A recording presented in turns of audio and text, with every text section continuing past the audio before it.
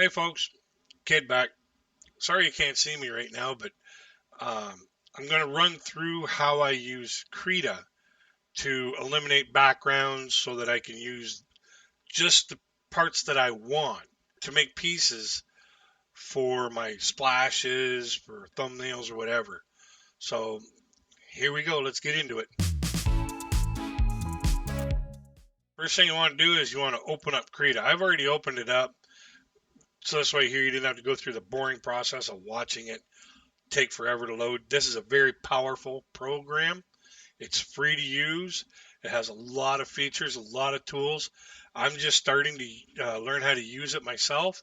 So I am like not an expert on this, but from what I've figured out, I'm willing to show anybody um, so that you too can jump into this and you have some way to start. So first thing I'm going to do is I'm going to open up the file that I have um, for the piece that I want to work on. There. Oh, wow. All I got to do is just take that out. Okay, since this is pretty much all done for me, wasn't expecting this. Normally what I do is I go to similar color selection tool. The third one from the bottom right here. So I'll go to that and then I'll pick out that color because I want to get rid of all the black. So then what I do is I go up to edit and I hit cut. So see how it's taken all that black stuff out of there. So this way here I'm just left with the ring and that blade. So what I'm going to do now is, since that's already done, I thought there was going to be a lot more to this, but I guess I'll just go to save as, and then I've already got the new icon small,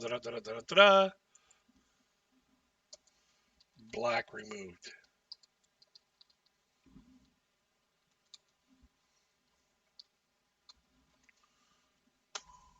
There. And then I'll hit OK. Now, what I'm going to do is I'm going to open up this one because that's where I want to put it, is in there. I want to put it on that screen.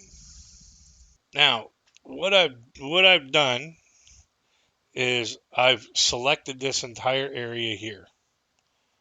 So this way here I can get that circle. And you see this grid pattern behind it? That will not show up. That's considered to be invisible. So when you cut those sections out, you will not see those outer sections. So you go into I want to place it in here into the monitor. So what I do is I hit the edit. I've already copied it. So I need to paste it into active layer. And then you go into the center. Oh, come on. I did it a minute ago.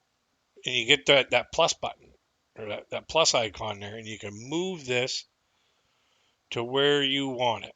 And then you just drag your corners up, right, to make it as big as you want. And there's the logo.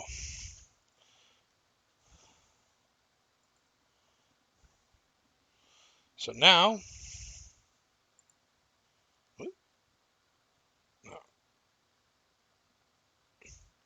let's just center that into the monitor there. Now, what I'm going to do is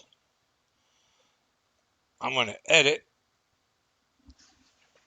or not edit, but I'm going to go to layer, and I'm going to flatten that layer. So this way here, everything's all together. And then I can hit the file, hit the save button, because that's what I want it to look like. So I hit the OK. Now my thumbnail shows the your OBS Studio logo and how I use OBS Studio. So that's how I use Krita for this.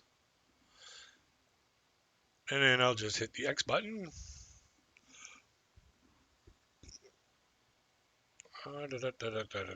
No, I don't want to save that. And that's how I use Krita, just to chop out the extra pieces that I don't want showing in my splashes and whatnot like that. So, Hey gang, to get to the next video, you want to click this next video right here. This one will take you to the next video that I'm talking about in the OBS and editing sessions. Don't forget to hit the like, share, and subscribe, and we'll see you in the next video.